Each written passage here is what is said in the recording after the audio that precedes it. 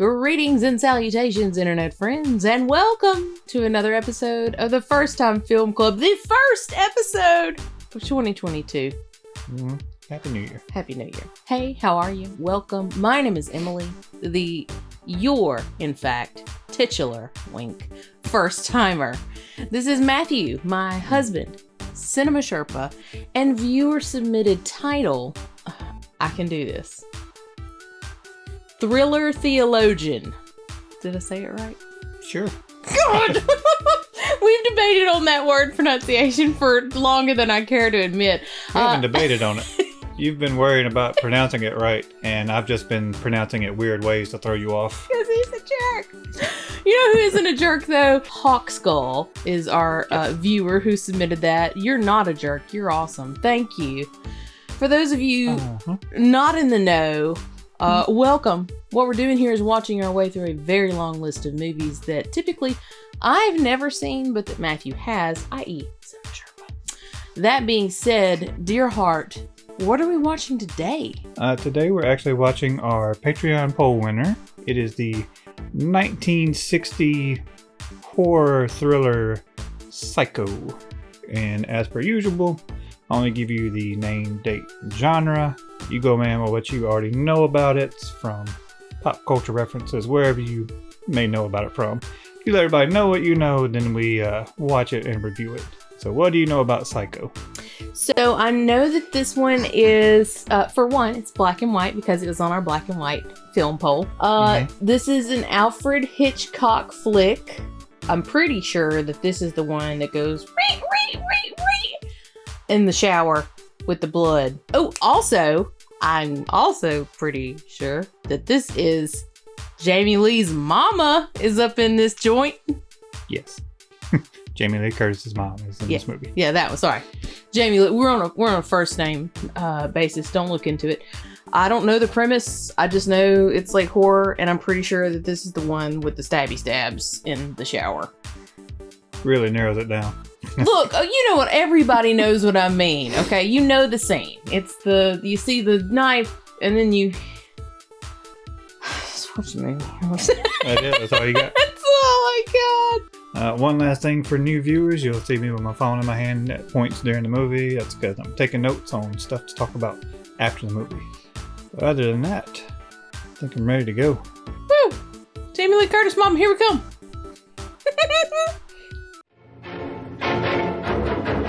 Like this music.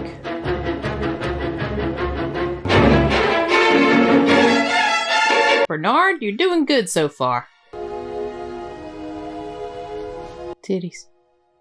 We can even have dinner, but respectably. Gorgeous. Bitch. And after the steak, did we send sister to the movies, turn mama's picture to the wall? Sam. Also, is he kin to Henry Cavill? I sweat to pay off my father's debts and he's in his grave. Sweat to pay my ex-wife alimony and she's living on the other side of the world somewhere. Tell you what, when I send my ex-wife for alimony, you can lick the stamps. I'll lick the stamps. Oh, damn. That was hot. My daughter, a baby. Oh. And tomorrow she stands her sweet self up there and gets married away from me. Is that Buck Strickland? I'm buying this house for my baby's wedding present. $40,000 cash. Wow. He was flirting with you. I guess he must have noticed my wedding ring. That's cute, babe. Oh, bless her heart. I guess I'll go put this money in the bank, then go home and sleep it off.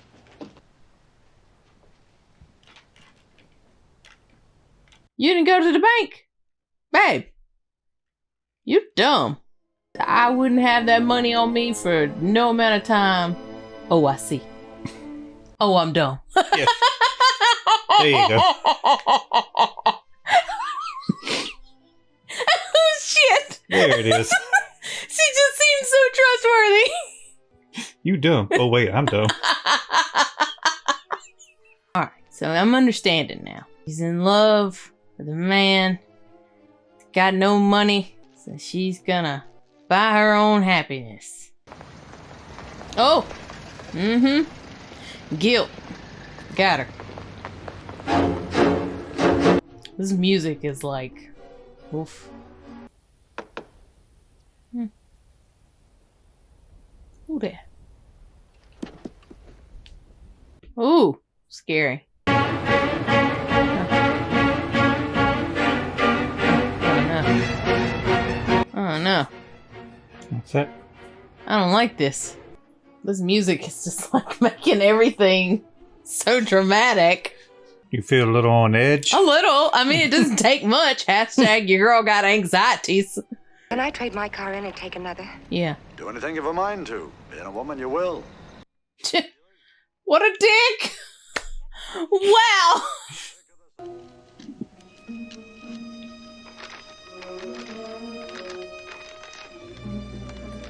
You think about this. You still got time. You can just turn around and go to the bank. Call her sister. No one's answering at the house. After all, Cassidy, I told you, all that cash. I'm not taking the responsibility. I'll get it back, and if any of it's missing, I'll replace it with her fine, soft flesh. She sat there while I dumped it out. Hardly even looked at it. Planning. And, Oh my gosh. and even flirting with me. Oh my god. This subtle change on her face. And oh Lord of mercy.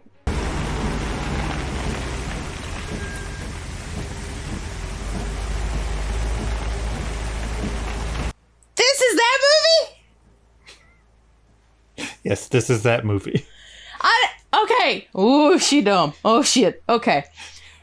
She being me. I know the Bates Motel is a thing, and I know Psycho is a thing, but I didn't realize that they were Now the you same. know they're the same thing. Okay. Hey lady, don't go in there. Your home address? Or just the town will do. Los Angeles.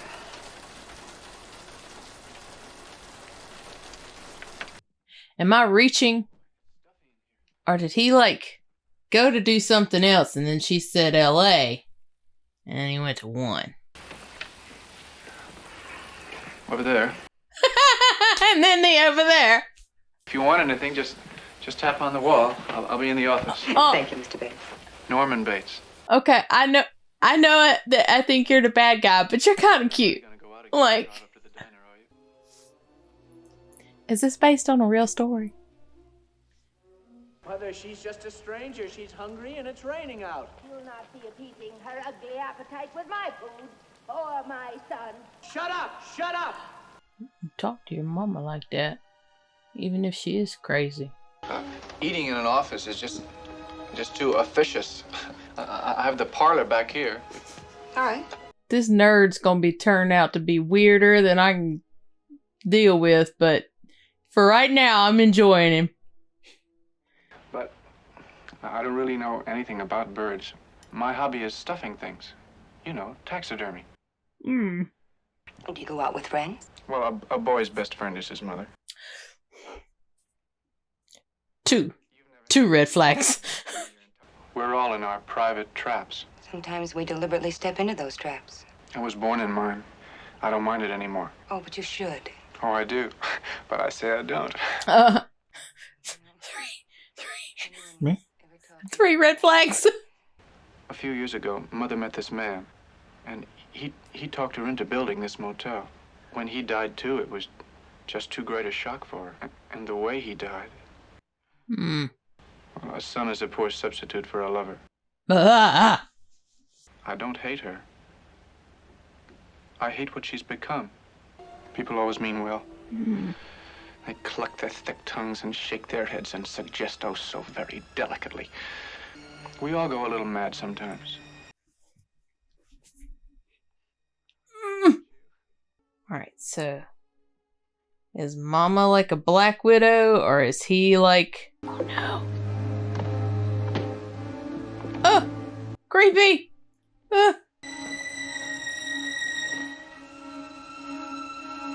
These shots...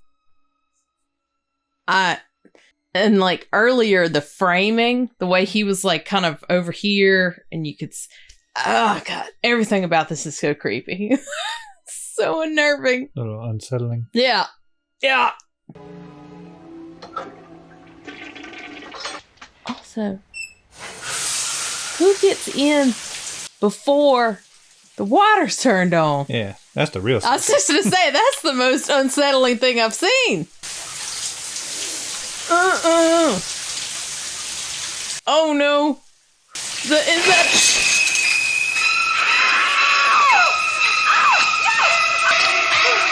I don't know why I thought she got out. Is she dead? No. Bitch, don't be dead. Mama, why? She didn't do nothing. Blink. Be okay. Survive. Mother! Oh, God! Mother! Blood! Blood!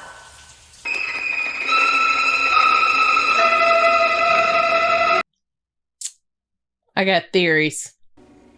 He's his mom, isn't he? It's all like psychosis. Split personality. That's my take. You never actually see mom. But we did see the mom. Well, we didn't see her. When she first pulled up there, she saw the mom walking in the window. We saw a silhouette. You didn't see the wounds, you know? I don't know why that was somehow freakier than seeing gore. No matter what they put on screen, your mind always can make up worse things. Yep. So. Yep. You know what they use? Chocolate sauce? If he takes the body and dumps it somewhere, I'm gonna be shocked. 'Cause in my brain, I'm like, oh, he's stuffing bitches. That's a huge trunk. Is that really how big this car's trunk is? It's like these cars were made for hauling bodies. Every time he don't shut that trunk, I'm like, this is it. She gonna come back and save the day. Is she really dead? Oh shit. Bro, where y'all at? That you got like swamps. You see, I'm looking for a missing person.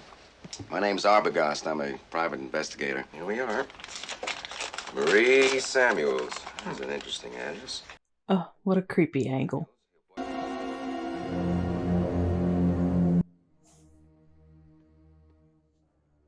Change your mind? Oh, that must be my mother. She's an invalid. It's practically like living alone. He stuffed her. I think I've talked to you all I want to. Yes, but So just for... I think it'd be much better if you left now. All right. Thanks anyway.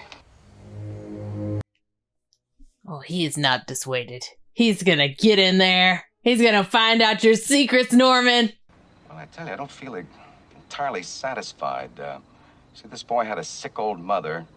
I think she saw Marion and talked to her. You didn't knock? That's breaking and entering, technically. Yeah. At least he took his hat off.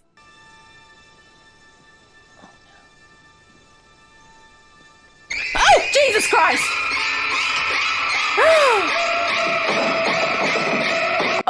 Oh, he fallen. Oh. It's been 3. What happened? Are we just going to sit here and wait? He got. This detective was there. Norman told him about the girl. The detective thanked him, and he went away. You didn't see the mother? Norman Bates's mother has been dead and buried in Green Lawn Cemetery for the past 10 years. It's the only case of murder and suicide on Fairvale Ledgers. You mean that old woman I saw sitting in the window out there wasn't Bates' mother? Are you sure you saw an old woman?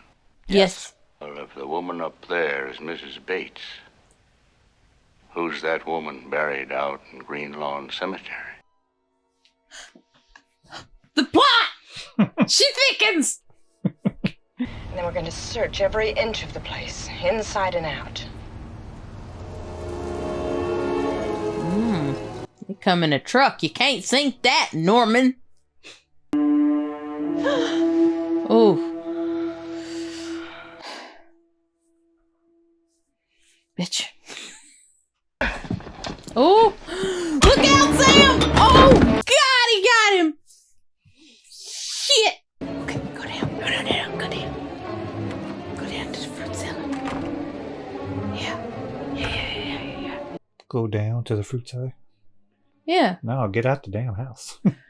Oh, I mean, yeah, that would be smart, but I want to see what's going on down there. I ain't the one gonna die.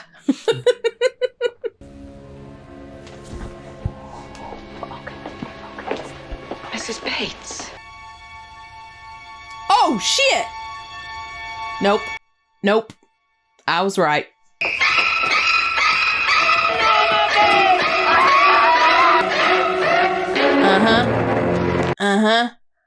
They got me there at the end there when it started turning. I was like, oh shit! She's still alive! But she's not. She's not at all. I got the whole story, but not from Norman. I got it from his mother. Did he kill my sister? Yes. And no. You have to go back 10 years to the time when Norman murdered his mother and her lover. He had to erase the crime, at least in his own mind. He stole her corpse. He hid the body in the fruit cellar, even treated it to keep it as well as it would keep. So he began to think and speak for her. They're probably watching me. Well, let them. I'm not even gonna swat that fly. I hope they are watching. And they'll say, why, she wouldn't even harm a fly.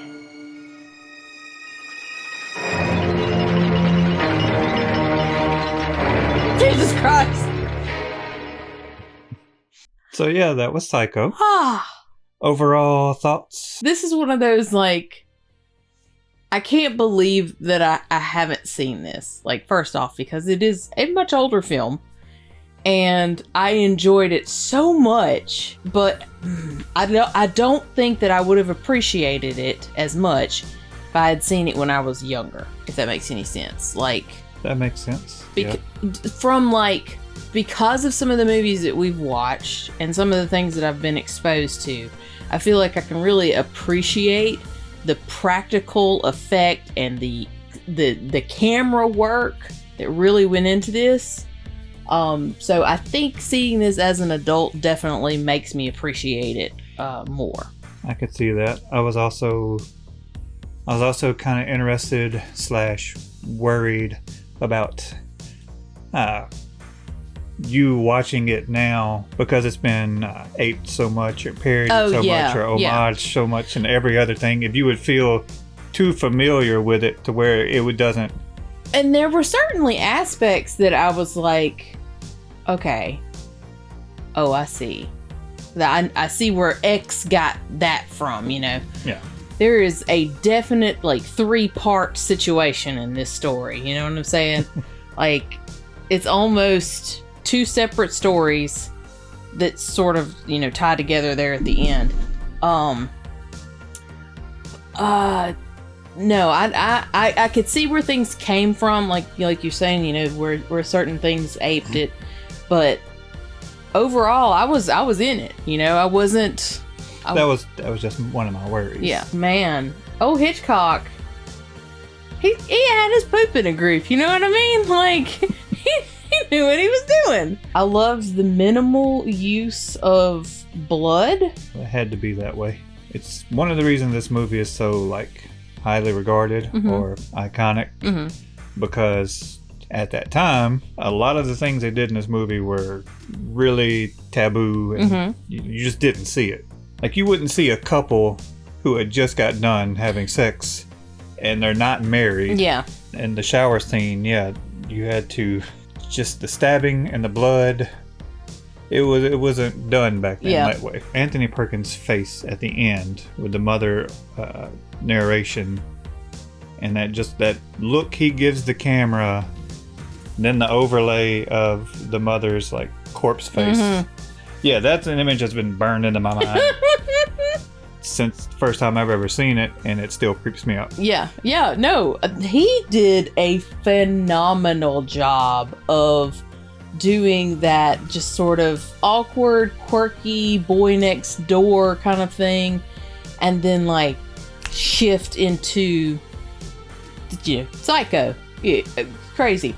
And I loved that. Okay, so first off, I'm a dumb because I didn't realize that Psycho and Bates Motel were, like, the same thing.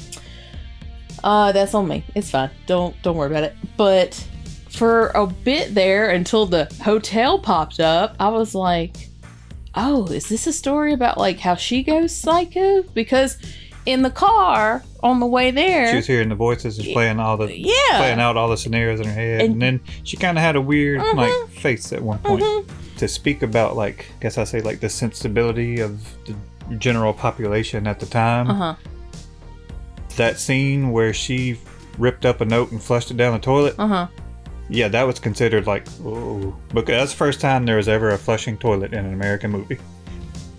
That's wow. It's an empty toilet. What do you... Wow. Okay. All right. Well, that certainly sets the...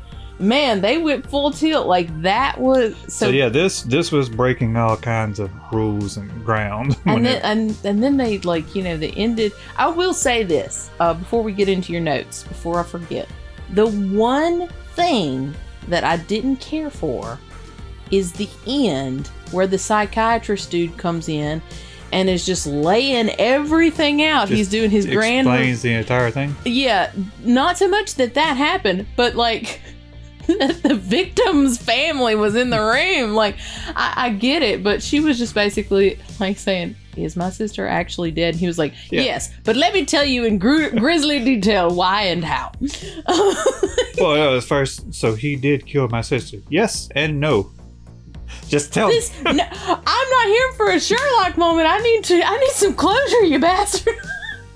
So I just had a moment where I was like, well, okay, that's a little insensitive, but I get the reveal from the viewer's point of view. That's my one critique, I suppose. Did you have any favorite sequences? Or I liked just the whole scene there when she and Norman were talking. I think I mentioned this. I liked the framing that they did, where he was kind of like off on the far fourth of the frame, you know, but the birds were still in frame on the far side. So it's very interesting. Yeah, and I loved the shower scene just in general, but the eye, I thought that was a very cool, like, tilting and pulling back so you could see further. I just thought that was cool. I thought that was cool on her. I feel like it's probably difficult to play dead body, and she was really selling dead against my hopes. Yeah, that was one of the things I was worried about ish, kind of, because like whenever I asked you what you knew about the movie, you said, you know, shower scene, knife, the girl, because that was one of the big twists of the movie. Like, Janet Leigh was a, you know, kind of big star then, so to have her killed off right middling-ish, it's kind of like it was unexpected. That was not something that was done. Well, bait and switch, if you will. Yeah. As much time as there has been between now and when this movie was made, and all of the different things that have, you know, done homage or done, you know, parodies, whatever, I still did not know if she actually died. Like, I just knew that there was a stabbing scene, but I think my brain was like, oh, because I didn't see the actual wounds, there's a chance that she's still alive. Like, I saw blood, and, you know, but it's kind of like you said, like, if you don't see it, then it's up to your brain to determine, and your brain comes up with the worst possible stuff. The theater of the mind is... It's a powerful thing. That's personally why I think TTRPGs are so amazing. But yeah, I was still hoping against hope. And I wonder, was that just me being hopeful, or was that like intentional? You know, that last shot of the trunk. No, I think that was just you being hopeful. Okay.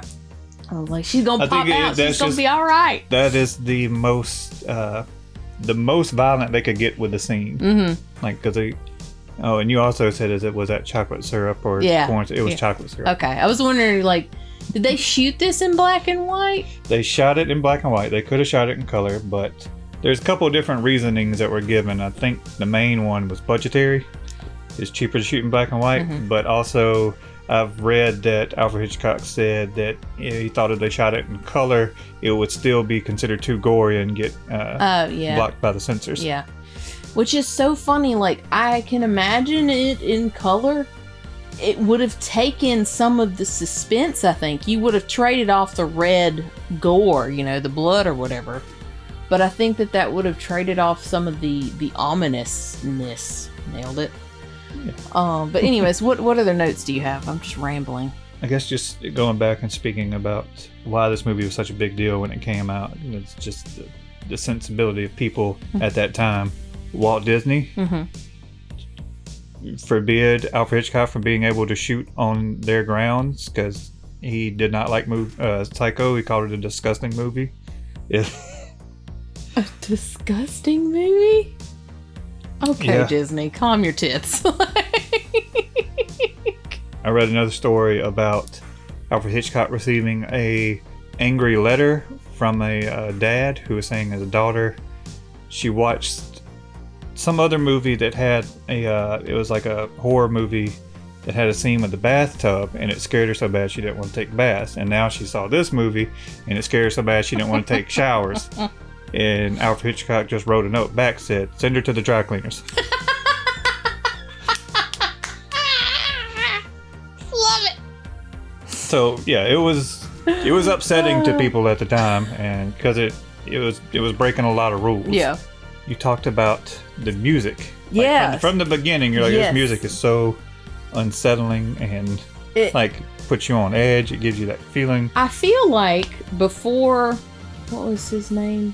Bernard Herrmann. That was him. I feel like before he started writing, he went and talked with people with anxiety and was like, what are the sounds that make you die inside? And they're like staccato, fast. Staccato strings. Uh-huh. It was all strings. And he's just taking notes. He's like, this is brilliant. Thanks. Have a good one. And then proceeded to make this. Because it got me. And it's great. Bernard Herrmann scored it. And after he scored it, Alfred Hitchcock doubled his salary, doubled his payment. Because he said 33% of the movie's success is due to the score. Yeah. Alfred Hitchcock was he was the original, I don't want to say original, but probably one of the bigger originals of no leaks. Like whenever the actors got on set, he made them raise their hand and swear they would not tell a word of the story before the movie came out. He didn't give any of the actors the last scene that revealed that Norman was his mother. He kept that from them until the day they were shooting it. Oh, that's smart. He even had one of those canvas chairs that directors use that'll have their name on the back of it. He even had one of those made that said Mrs. Bates on it, and it was a mystery. It was a mystery. Who's playing his mother and who's going to be the mother? Surprise! If I was, what's the name of the dude that was playing Norman? Anthony Perkins. If I was Anthony, I'd be like, I get paid for 2 people, right? Anyway, he brought the rights to the book anonymously. Oh. They didn't want anybody to know that he was working on this. Smart. And then he tried to buy up as many copies of the book as he could to keep it from being out. I mean, that's so clever, though. That's so clever. He really wanted to make this movie, but Universal didn't like the book, didn't like the source material, so they were like, fine, you can make it, because he had done North by Northwest at this point, and what else was before this? There was some other one, it was Vertigo, I think.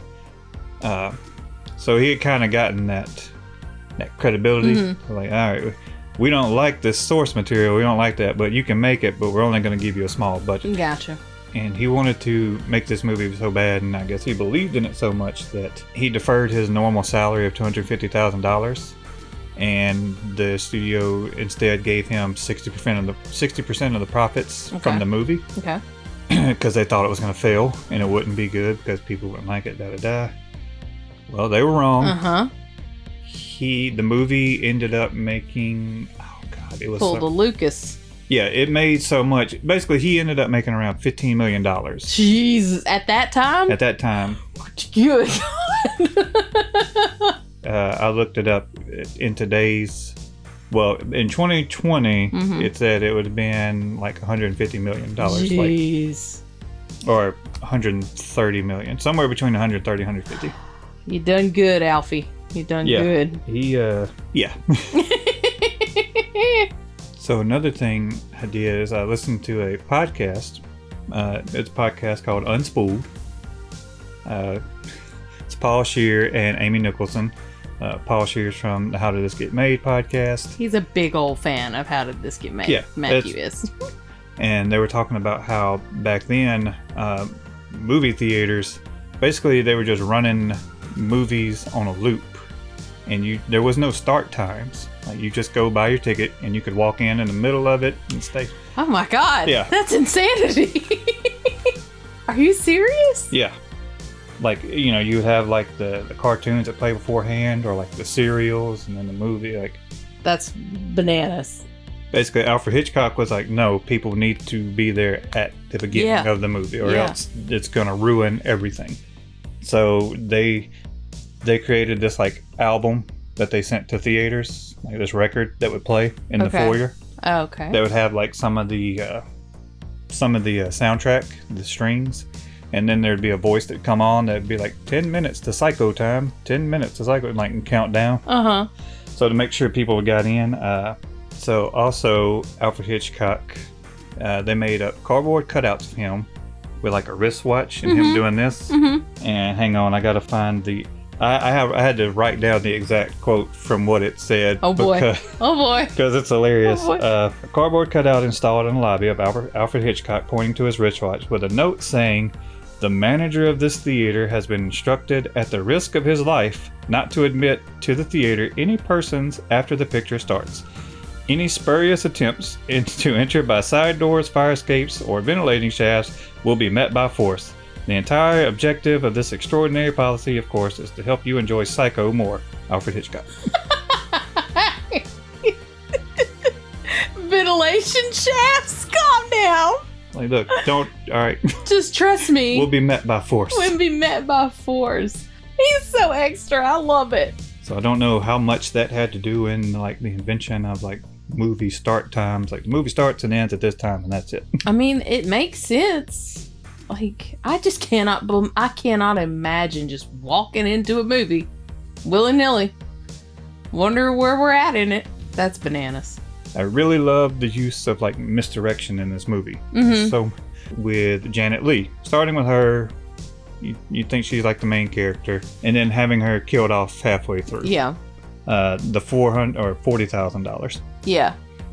Like, the $40,000, it's like this big thing. It's like, oh gosh, she stole the money, and then even after she is killed in the shower scene, like, there's a couple of quick shots that show the newspaper with the money wrapped up on the stand, like, is drawing your attention to it, like, oh, the money, what's Norman gonna do when he finds that? How's it gonna? And then he just throws it in the car. Yeah. It's like, nope, don't. It's just like, nope. Really like that. Yeah, I love that. Who got the money? The swamp. Swamp. Kind of talking with the misdirection thing. So I feel like I figured it out early-ish on. However, I was continually being like unsure because it's like, because you saw her silhouette up in the thing while he was down talking to Sam or whatever. So it was like, I was like, well, shit, is this a red herring? Are they setting me up to think that this is? But in fact, there's like some, and then the cop was like, if that's his mom, then who's in the casket in the so-and-so cemetery? I'm like, oh, did he kill somebody else? And his mom's been alive this whole time? Like, I think it did a good job of like kind of flip-flopping your expectations back and forth. So you asked at some point in the movie, you were like, oh, is this based on a real story? Yeah. Loosely, it's based on like a lot of serial killer psycho movies. It's based loosely on Ed Gein.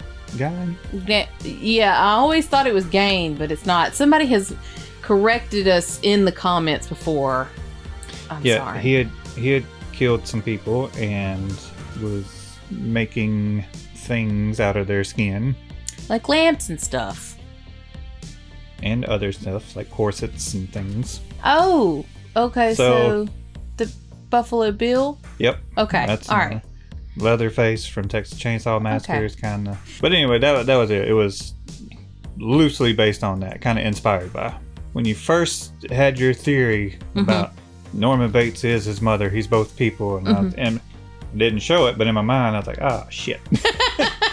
Because it was one of my worries. Is one was, would you, knowing the like infamous shower scene and Janet Leigh dying, would that affect your enjoyment of the movie?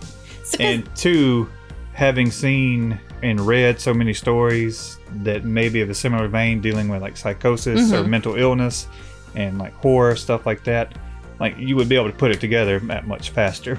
Would that be a like negative? So here's the thing, like, and it's just like I just mentioned, I think a lot of people, especially now, watching now, when, you know, this subject matter is not really taboo, it's pretty much by today's standards, swing a dead cat, and it's really tame.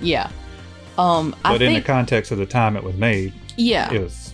And I think that it is not far-fetched for somebody to figure it out, like watching it nowadays. However, again, I think they did a great job of sort of making you question that theory, because like there was, you saw the silhouette after. I tried a little bit. I was like, of course there's two. You saw her. You saw her in the window. And then they kept. I like the scene where he was, you know, taking her down to the. In my head, I'm like, no, he's taking her to the fruit cellar again. Yeah, obviously she's dead, but then like they just did such a good job of not showing either of their faces when a conversation was being held, that it was just kind of like that. It's up to your own brain to decide. And so my brain was questioning. It was like, okay, I'm pretty sure that lady's a corpse, but I don't know. But I'm not so sure. I've been wrong before. So I thought that they did a good job of making you guess kind of up until the very end.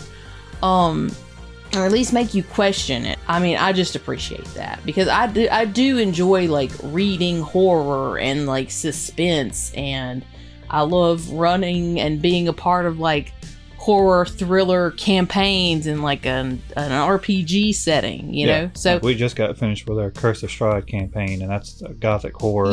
So there was some messed up stuff in there. So like I really appreciate it, and even more so when my theories can be kind of like constantly subverted a little bit. So no, I still enjoyed it.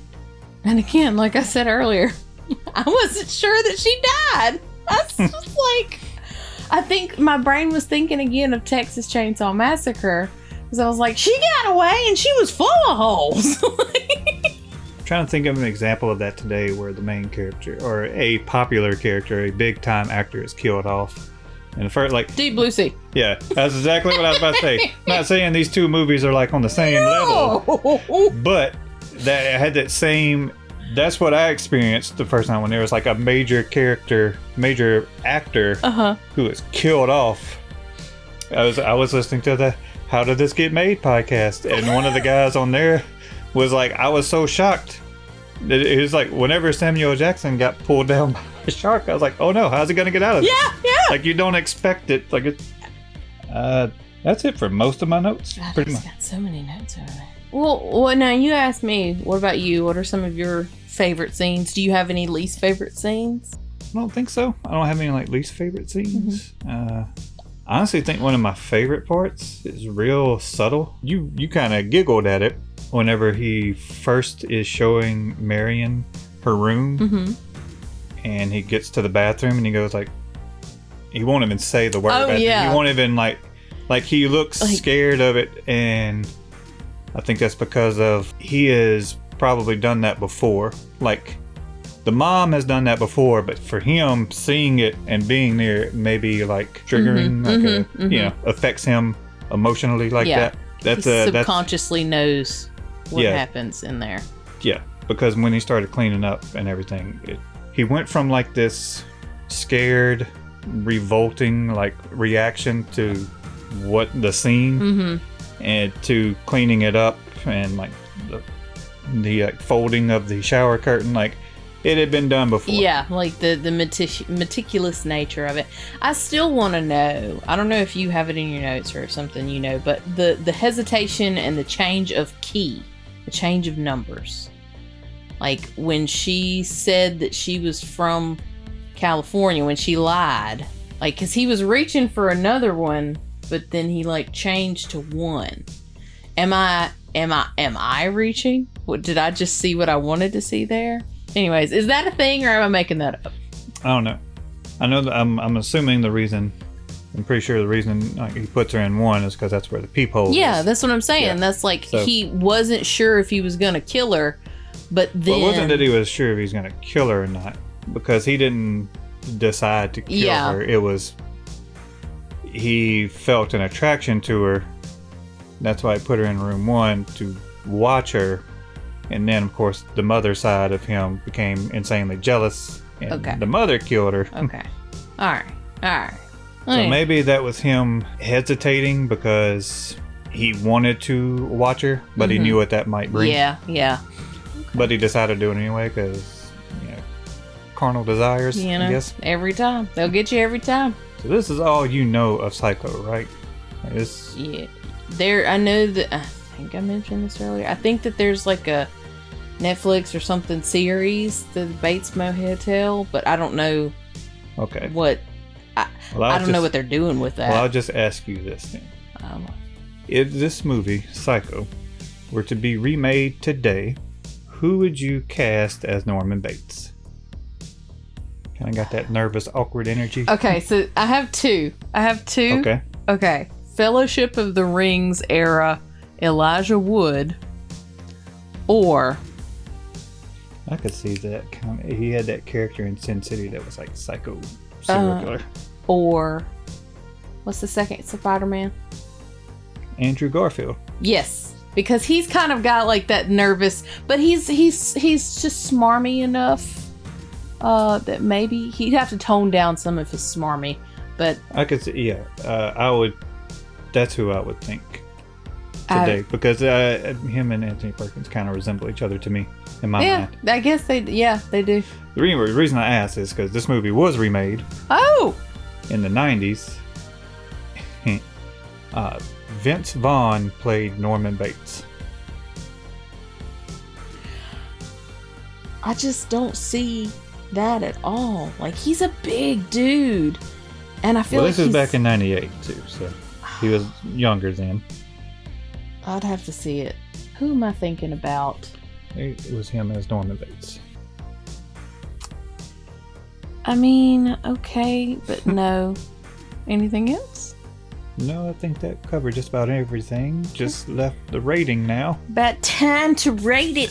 The first rating of the new year. I really, really enjoyed this. I could absolutely rewatch this. In fact, I would like to, just to kind of like maybe pick up on some of the mannerisms that I maybe missed. I'm going to give this one a 9. This one's a 9. What about you? 8. 8? This guy just can't be pleased. Wait, I was very pleased. I enjoyed the movie very much. Take him anywhere. So an 8 and a 9. I, as I said, thoroughly enjoyed this. If you guys enjoyed it, if you don't mind, make sure to like the video. And please make sure to comment. Let us know what are some of your favorite parts. Do you have any fun tidbits behind the scenes? My key question. Answer my key question. Oh. What is your key question? No, it was about the reaching and the hesitation. Why did he hesitate and decide to put her in room 1? Gotcha. And let us know what should be the follow-up Hitchcock movie that we see after this. I see. Just full of opinions, eh? If you aren't already, please make sure to subscribe to the channel. We really appreciate it. And for those of you who are subscribed, thank you so freaking much. We recently broke 30,000 and it's just bonkers, and we're so excited, and we can't wait to experience another fantabulous year with you all. That's a word. Don't worry about it. Anything else from you, dear? No, I think that's think we're good. Pippin, are you set? Well, with that, guys, thank you so much, as always, for watching along. And we will see you next time with another First Time.